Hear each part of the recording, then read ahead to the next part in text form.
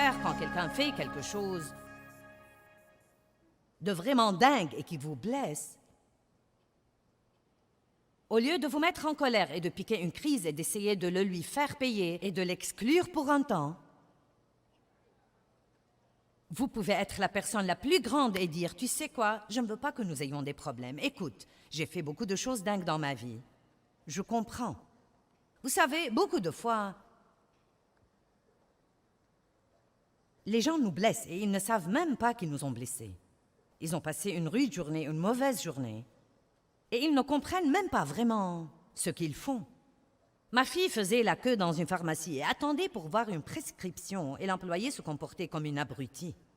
Non mais grognonne, grincheuse, hargneuse, prétentieuse. Et donc en attendant, ma fille a pensé, quand j'arriverai là, si elle va me parler comme ça, je vais la corriger, je vais appeler le directeur et je vais. Et ensuite, Dieu lui a rappelé qu'elle transporte mes livres dans sa voiture pour les donner aux gens qui ont des problèmes. Et Dieu lui a dit, sors de la queue, renonce à ta place dans la queue, va à ta voiture, cherche-lui un livre et occupe-toi de la situation d'une façon différente. Tu ne sais pas ce qui se passe dans sa vie. Peut-être que son mari vient de la quitter. Peut-être que son enfant vient de mourir. Tu n'as pas la moindre idée de ce qui se passe dans sa vie et qui la pousse à se comporter comme ça. Vous voyez, la miséricorde cherche le pourquoi derrière le quoi.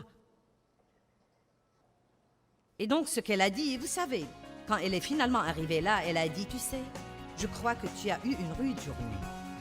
Et elle a dit, je veux que tu saches que Dieu t'aime.